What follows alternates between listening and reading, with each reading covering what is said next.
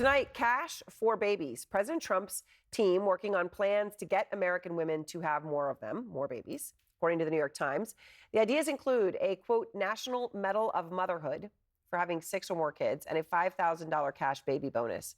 Harry Anton is here now to tell us something we don't know. So, Harry, first, let's just start with the premise here, which does come from a reality of a drop in the birth rate. Absolutely. Which how dramatic is that? I mean, it's pretty gosh darn dramatic. I mean, compare the peak after World War II back in 1957, where the average woman is having over 3 babies, right? And then it dropped down already 1990 to just 2.1, and now we're at 1.6 as recently as 2023. That is below the rate folks want. You want it to be at least 2 in order to replenish the population, and that is a dramatic drop of over 2 kids from just 1957 to 2023. All right, and a lot of things can drive that, increased prosperity, et cetera, and many countries do drive a decline in birth rates. But in this particular case, what's driving it?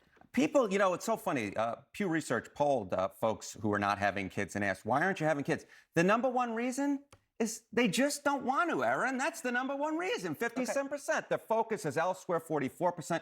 The world's a mess, concerned about the world, 38%. Interesting, look at what's at the bottom of that list, at 36% is can't afford. So, in fact, when it comes to affordability, that's actually low on the list. All right, so National Medal of Motherhood is one of the things they're talking about. When I heard that, and that was for 6 or more kids, there's a history of medals for having children. Nazi Germany actually did something like that. They wanted women to have more children. They gave out a motherhood medal. Yes. Tell us something we don't know. Yeah, I'll tell you something you don't know.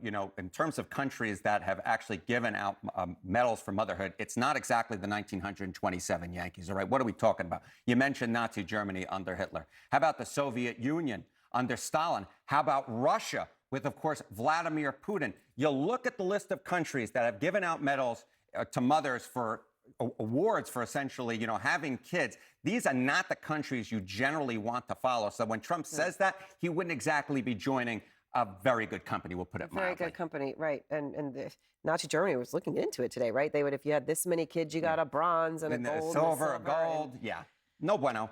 All right. Thank you very much, Harry. Thank you. And thanks so much to all of you. AC 360 starts now.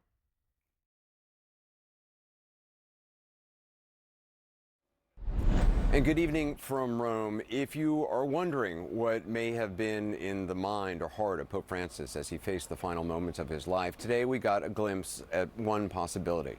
Words the Pope wrote a few months ago revealed today for the first time in the preface of a book set to come out later this week.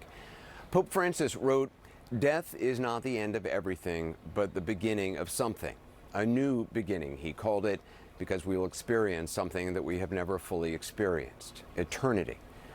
Imagine to be able to face the end of one's life with that conviction, not a hope, not a hunch, the belief that death is not the end of everything, but the beginning of something.